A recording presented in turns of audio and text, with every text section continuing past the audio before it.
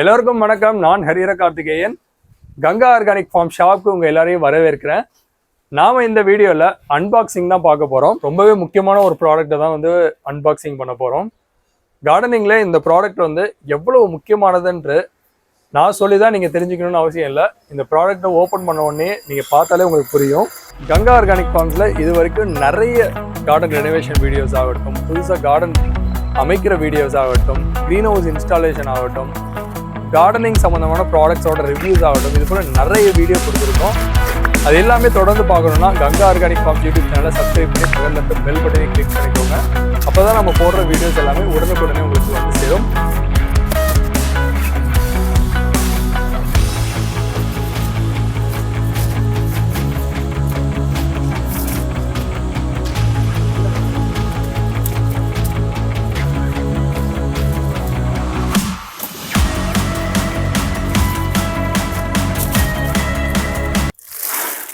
ஒரு வழியாக அந்த பாக்ஸை ஓப்பன் பண்ணியாச்சு. இந்த ஸ்ப்ரேயரை பற்றி தாங்க நான் இவ்வளோ நேரம் பில்டப் கொடுத்துட்டு இருந்தேன். ஏன்னா இந்த ஸ்ப்ரேயர் மாடி தோட்டத்துக்கு ரொம்பவே முக்கியமானது. நிறைய பேர் வாங்கி அந்த ஸ்ப்ரேயரை சரியாக ஹேண்டில் பண்ண தெரியாமல் அதை யூஸ் பண்ணாமல் ஒரு மூலையில் போட்டிருப்பாங்க. இந்த ஸ்ப்ரேயரை எப்படி ஹேண்டில் பண்ணுன்ற விஷயத்தையும் இந்த வீடியோவில் நான் சொல்கிறேன். ரொம்பவே முக்கியமானதுங்க. ஏன்னா மாடி தோட்டத்தில் இயற்கை விவசாயம் பண்ணுன்ட்டு தான் எல்லாருமே உள்ளே வராங்க.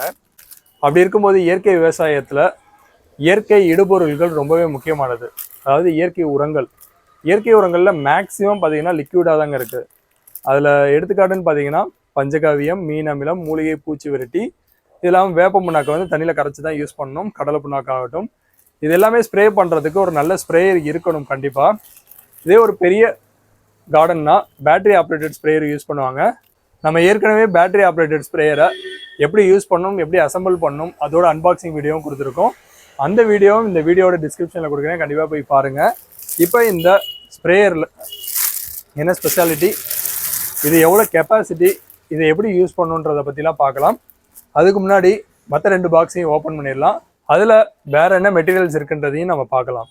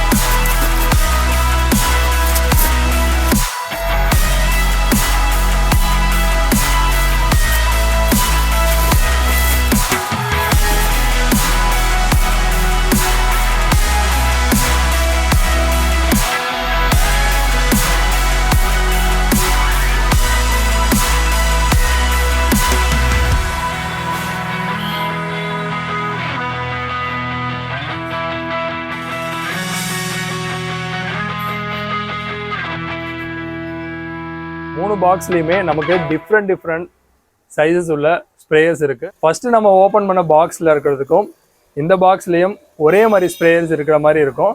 ஆனால் ரெண்டுமே வேறு சைஸஸ். இந்த ஸ்ப்ரேயர் பார்த்தீங்கன்னா 1.5 லிட்டர்ஸ், அது இந்த ஸ்ப்ரேயர் பார்த்தீங்கன்னா 2 லிட்டர்ஸ் இருக்கும். சைஸ் பார்த்தீங்கன்னா தெரியும்.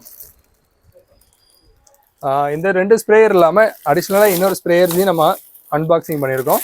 அது என்னென்னா இந்த ஸ்ப்ரேயர், இது பார்த்தீங்கன்னா இதுவும் 1.5 லிட்டர் தான். ஆனால் 1 லிட்டர் கெப்பாசிட்டியோட நம்ம யூஸ் பண்ணோம்னா ரொம்ப லைஃப் வரும். ஸோ அதனால் இது 1 லிட்டர்னு நம்ம வச்சுக்கலாம். ஸோ இந்த ஸ்ப்ரேயருமே இருக்குது. கிட்டத்தட்ட நம்மள்கிட்ட 3 சைஸ் ஸ்ப்ரேயர் இருக்குது. இது போல் ஒரு 3 டைப் ஸ்ப்ரேயர்ஸ் இருக்குது. இது இல்லாமல் நம்மள்கிட்ட இது போல் ஒரு ப்ரெஷர் பம்புமே இருக்குது. இது என்னென்னு பார்த்தீங்கன்னா கூல் ட்ரிங்க்ஸ் பாட்டிலில் போட்டு அடிக்கிற ஒரு ப்ரெஷர் பம்ப். இந்த 4க்குமே ஒரே மெத்தடாலஜி தாங்க. இந்த ஸ்ப்ரேயரை வாங்கி எப்படி யூஸ் பண்ணணும், அதை எப்படி பராமரிக்கணும் அப்படின்ற விஷயங்களை தான் இந்த வீடியோவில் உங்களோட ஷேர் பண்ணிக்க போகிறேன். ஸோ இந்த வீடியோ ஃபுல்லாக பாருங்கள், அப்போ தான் இந்த ஸ்ப்ரேயர்ஸை எப்படி ஹேண்டில் பண்ணுன்றதை பற்றி நீங்கள் தெரிஞ்சுக்கலாம். இங்கே இருக்க எல்லா ஸ்ப்ரேயர்ஸுமே பார்த்தீங்கன்னா ஒன்று 1 லிட்டர், இன்னொன்று 1.5 லிட்டர்ஸ். இப்போ நம்ம கையில் வச்சிருக்க ஸ்ப்ரேயர் பார்த்தீங்கன்னா 2 லிட்டர்ஸ் இருக்குது. இந்த ஸ்ப்ரேயர்ஸ் எல்லாத்துலேயுமே வந்து பார்த்தீங்கன்னா எவ்வளோ தண்ணி ஊற்றணுன்ற சைஸஸ் வந்து இங்கே கொடுத்துருக்காங்க. இந்த சைஸஸில் 2 லிட்டர்ஸை வந்து கெப்பாசிட்டி பார்த்தீங்கன்னா இந்த இடத்துல இருக்குது. ஸோ நம்ம வந்து ஃபுல்லாக தண்ணி ஊற்றி நம்ம பம்ப் பண்ணி ஸ்ப்ரே பண்ணக்கூடாது. இவங்க கொடுத்துருக்க மேக்ஸிமம் லெவல், இந்த லெவல் வரைக்கும் தான் தண்ணி எடுக்கணும். இந்த லெவலுக்கு தண்ணி எடுத்ததுக்கப்புறம் இந்த ஹெட் இருக்கு இல்லைங்களா, அதில் ஃபுல்லாக டைட் பண்ணிடணும். ஏர் டைட் பண்ணதுக்கப்புறம் இங்கே பம்ப் பண்ணணும். இந்த ஸ்ப்ரேயரில் உள்ளே என்ன தான் இருக்குன்றதை பற்றி பார்க்கலாம். இங்கே பார்த்தீங்கன்னா இது போல் ஒரு சிலிண்டர் இருக்கும். இப்போ நம்ம பம்ப் பண்ணும்போது வேறு ஒன்றும் நடக்காதுங்க. வெளியே இருக்க காற்றை வந்து உள்ளே ப்ரெஸ் பண்ணணும். இது வழியாக வந்து காற்று உள்ளே வந்து ஃபில் ஆகிடும். அந்த காற்று வெளியே போகிறதுக்கு ஸ்பேஸ் இருக்காது. ஸோ நம்ம வந்து ஃபுல்லாக ஏர் டைட் பண்ணிடுவோம். இங்கே இருக்க வாசர் எல்லாமே வந்து ஃபுல்லாக ஏர் டைட் பண்ணிக்கும். அப்போது வந்து நம்ம பம்ப் பண்ணதுக்கப்புறம் ஃபுல்லாக ஏர் ஃபில் ஆகிட்டு நம்ம ரிலீஸ் பண்ணுறப்ப இந்த அவுட்லெட் பைப் இருக்கு இல்லைங்களா, இது வந்து நம்மளுடைய அந்த கீழே இருக்க இந்த டேங்க் இருக்கு இல்லைங்களா, இந்த டேங்கோட பாட்டமில் இருக்கும். அந்த பாட்டமில் நமக்கு ஏர் இருக்காது, ஆனால் தண்ணி தான் இருக்கும். ஸோ ஏரோட ப்ரெஷரில் உள்ளே இருக்க தண்ணி வெளியே இந்த நாசில் வழியாக வரும். அப்போ ரொம்பவே ப்ரெஷராக இருக்கும். அந்த நாசிலை வந்து லூஸ் பண்ணி டைட் பண்ணலாம். அப்போது வந்து அந்த ப்ரெஷரை நம்ம அட்ஜஸ்ட் பண்ணிக்கலாம். இப்போ நீங்கள் வந்து பஞ்சகாவியம் இல்லை மீனமிலம் ஸ்ப்ரே பண்ணுறீங்கன்னா செடிகளோட இலைக்கு அது உரங்களாக செயல்படும். அப்போது வந்து நம்ம ஃபுல்லாக டைட் பண்ணோம்னா பூ மாதிரி ஸ்ப்ரே ஆகும். அப்போ ஃபுல்லாக டைட் பண்ணிக்கிட்டு இதை ப்ரெஸ் பண்ணிங்கன்னா ரிலீஸ் ஆகும். நம்ம வந்து ஸ்ப்ரே பண்ணிக்கலாம். இதே நீங்கள் பூச்சி வெரைட்டி ஸ்ப்ரே பண்ணுறீங்கன்னா இந்த நாசிலை கொஞ்சம் கொஞ்சமாக அட்ஜஸ்ட் பண்ணிங்கன்னா லூஸ் ஆகி அந்த ப்ரெஷர் அதிகமாகும். அப்போ பூச்சிகள் மேலே அடிக்கும் போது அந்த பூச்சிகள் எல்லாமே செதறி கீழே விழுந்துடும். ஸோ செடியை வந்து ரொம்பவே க்ளீனாக தெளிவாக ஆகிடும். ஸோ இந்த ஸ்ப்ரேயரில் கரெக்டாக 2 லிட்டர் தண்ணி எடுத்துக்கோங்க. உள்ளே இன்சர்ட் பண்ணிவிட்டு இதை ஃபுல்லாக டைட் பண்ணிவிட்டு மேலே இந்த லிவர் இருக்கு இல்லைங்களா, இதை வச்சு நல்லா பம்ப் பண்ணுங்கள். ஒரு லெவலுக்கு மேலே உங்களால் பம்ப் பண்ண முடியாது, ஏன்னா இதில் ஃபுல்லாகவே ஏர் ஃபில் ஆகிடும். ஸோ ரொம்ப ப்ரெஷர் ஆகிடும். அதுக்கப்புறம் வந்து நம்மளால் பம்ப் பண்ண முடியாது. நம்மளால் எவ்வளோ முடியுதோ ரொம்ப ப்ரெஷர் பண்ணாமல் நார்மலாக மீடியமாக வச்சு பம்ப் பண்ணி முடிச்சதுக்கப்புறம் இந்த இடத்த வந்து ப்ரெஸ் பண்ணிங்கன்னா இங்கேருந்து வாட்டர் ரிலீஸ் ஆகும். இந்த ஸ்ப்ரேயர் எப்படி யூஸ் பண்ணுன்றத டீட்டெயில்ஸு இந்த ஸ்ப்ரேயர்லேயே வந்து பிரிண்டடாக இருக்கும். அதை எப்படி பண்ணுன்றதை இப்போ பார்த்தோம். இப்போ அடுத்ததாக இதை எப்படி மெயின்டைன் பண்ணுன்றதை பற்றி பார்க்க போகிறோம். இதை எப்படி மெயின்டைன் பண்ணணும்னு நிறைய பேர் வந்து டீட்டெயில்ஸ் சொல்ல மாட்டாங்க. ஆனால் இந்த வீடியோவில் ரொம்பவே ஹெல்ப்ஃபுல்லாக இருக்கும். இந்த ஸ்ப்ரேயரை பராமரிக்கிறதுக்கு ஃபஸ்ட்டு பாயிண்ட் என்னன்னு பார்த்தீங்கன்னா, இதில் ஊற்றுற இயற்கை உரங்களான பஞ்சகாவியம், மீனமிலம், பூச்சி வெரைட்டி இது போல் உரங்களை வடிகட்டிட்டு இந்த ஸ்ப்ரேயருக்குள்ளே ஊற்றணும்.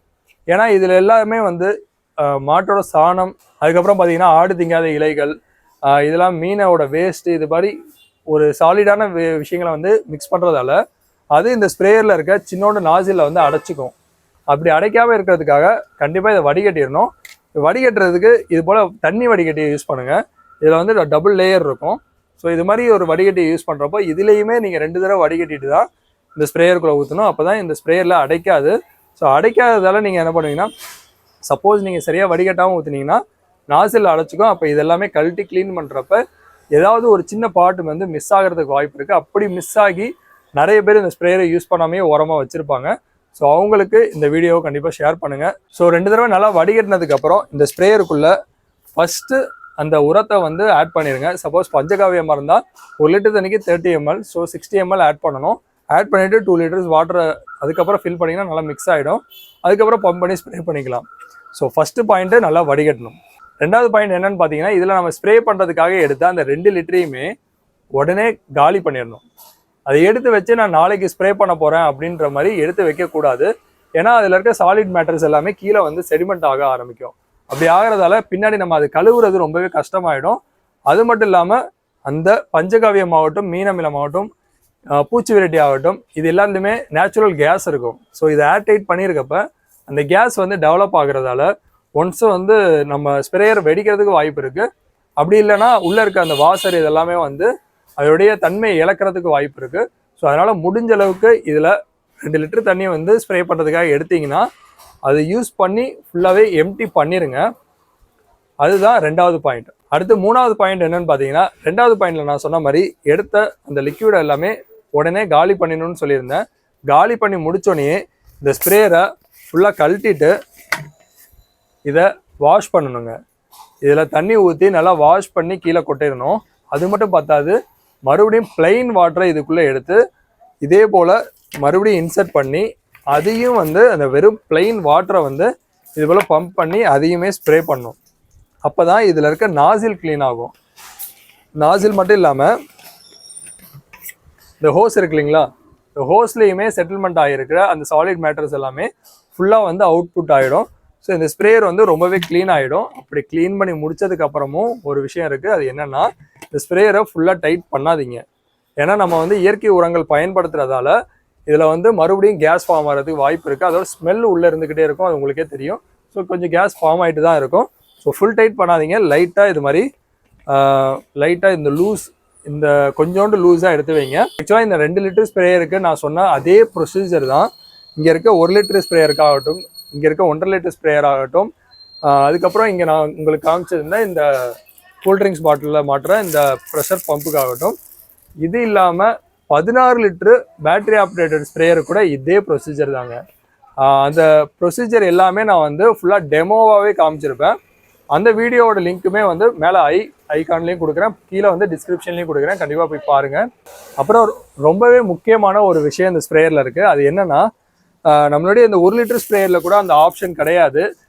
நம்மளுடைய இந்த 2 லிட்டர் 1.5 லிட்டர் ஸ்ப்ரேயரில் அந்த ஆப்ஷன் இருக்குது. அது என்னென்னா, இந்த எமர்ஜென்சி எக்ஸிட். இந்த லிவருக்கு பக்கத்தில் இருக்க இந்த ரெட் கலர் ஒரு மார்க் பண்ணியிருக்காங்க பாருங்கள். இதை லைட்டாக இழுத்தீங்கன்னா, சப்போஸ் உள்ளே நீங்கள் நல்லா பம்ப் பண்ணி வச்சுருக்கீங்க அப்படின்னா அந்த ஏரை வந்து வெளியே எடுக்கிறதுக்கு இந்த இதை பிடிச்சி இழுத்தாலே போதும். ஆனால் முடிஞ்ச அளவுக்கு இதை யூஸ் பண்ணாதீங்க. ஏன்னா இந்த எமர்ஜென்சி எக்ஸிட் எதுக்காக கொடுத்துருக்காங்கன்னா, சப்போஸ் இந்த பிளாஸ்டிக்கில் ஆன இந்த ஸ்ப்ரேயரோட கெப்பாசிட்டி ஓரளவுக்கு ப்ரெஷரை தான் தாங்கும். அதுக்கு மேலே ப்ரெஷர் போணுச்சுன்னா இங்கே பாட்டமில் இல்லை சைடில் எங்கேயாவது வெடிக்க வாய்ப்பு இருக்குது. இல்லாட்டி இதோட ஜாயின்ட்ஸ் கொஞ்சம் வெடிக்கும். ஸோ அப்படி இருக்கிறப்ப லீக்கேஜ் ஆகிறதுக்கு வாய்ப்பு இருக்குது. ஸோ அப்படி வெடிக்காமல் இருக்கிறதுக்காக இது வந்து கொஞ்சம் உள்ளே இருக்க ப்ரெஷரை வந்து ஆட்டோமேட்டிக்காக அதோட ப்ரெஷர் லெவல் வந்து இன்க்ரீஸ் ஆகிறப்ப கொஞ்சம் கொஞ்சமாக அது தேவையில்லாத ப்ரெஷர், அதிகப்படியான ப்ரெஷரை வந்து இது வழியாக வந்து வெளியேற்றிடும். இது போல் ஒரு ஸ்ப்ரேயரை நான் வாங்கி யூஸ் பண்ணி அதில் கிடைச்ச அனுபவத்தை தான் உங்கள்கிட்ட நான் ஷேர் பண்ணிக்கிறேன். என்னென்னா, நான் வாங்கி யூஸ் பண்ண ஃபஸ்ட்டு நாளே வந்து அந்த ஸ்ப்ரேயரை வந்து வெடிக்க வச்சுட்டேன். அப்படி வெடிக்க வச்சதால தான் எனக்கு இந்த விஷயங்கள் எல்லாமே தெரிய வருது. ஸோ அதுக்கப்புறம் வந்து செக் பண்ணதில் நமக்கு கிடைச்ச இந்த டீட்டெயில்ஸை தான் உங்களோட ஷேர் பண்ணிக்கிறேன். இந்த ஸ்ப்ரேயரை வந்து நல்லா பம்ப் பண்ணதுக்கப்புறம் ஒரு லெவல் வரைக்கும் பம்ப் பண்ணுங்கள். ரொம்ப ஹார்டாக பம்ப் பண்ணிடாதீங்க. ஃபஸ்ட்டு பாயிண்டில் நான் வந்து வடிகட்டி யூஸ் பண்ணணும்னு சொல்லியிருந்தேன். சப்போஸ் சரியாக நீங்கள் வடிகட்டலைன்னா இந்த நாசில் அடைச்சிருக்கும். அப்போ நீங்கள் என்ன தான் ஃபோர்ஸாக பம்ப் பண்ணாலுமே இங்கேருந்து உங்களுக்கு ப்ரெஷர் கிடைக்காது. அப்படி இருக்கப்போ இன்னும் ரொம்ப ஃபோர்ஸாக நீங்கள் பம்ப் பண்ணுவீங்க. அப்போ ஆட்டோமேட்டிக்காக இந்த ஸ்ப்ரேயரோட கெப்பாசிட்டி தாங்காமல் வெடிக்கிறதுக்கு வாய்ப்பு இருக்குது. மேக்ஸிமம் இந்த இடத்துல வெடிக்கும். எனக்கு 1 ரூபா காயின் மாதிரி இந்த இடத்துல வெடிச்சிருந்தது. ஸோ அதனால தான் இந்த அனுபவத்தை உங்களோட ஷேர் பண்ணிக்கிறேன். ஸோ முடிஞ்ச அளவுக்கு நான் சொன்ன இந்த இன்ஸ்ட்ரக்ஷனை ஃபாலோ பண்ணி இந்த ஸ்ப்ரேயரை வந்து மெயின்டைன் பண்ணுங்கள். உங்களுடைய கார்டனை ரொம்பவே சிறப்பாக மெயின்டைன் பண்ணுங்கள். இந்த வீடியோ உங்கள் எல்லோருக்கும் பிடிச்சிருக்குன்னு நான் நம்புகிறேன். இதுபோல் இன்னொரு பயனுள்ள வீடியோவில் உங்கள் எல்லாரையும் சந்திக்கிறேன். இந்த வீடியோ பிடிச்சிருந்தா லைக் பண்ணுங்கள். வீடியோவை மாடித்தோட்டம் வச்சிருக்க உங்களுடைய நண்பர்களுக்கு ஷேர் பண்ணுங்கள். ஏற்கனவே ஸ்ப்ரேயர் வாங்கி சரியாக யூஸ் பண்ண முடியாத ஃப்ரெண்ட்ஸ்க்கும் இதை கண்டிப்பாக ஷேர் பண்ணுங்கள். இதுபோல் பயனுள்ள வீடியோக்களுக்கு கங்கா ஆர்கானிக் ஃபார்ம்ஸ் யூடியூப் சேனலை சப்ஸ்கிரைப் பண்ணி பெல் பட்டனையும் கிளிக் பண்ணிடுங்க. நன்றி.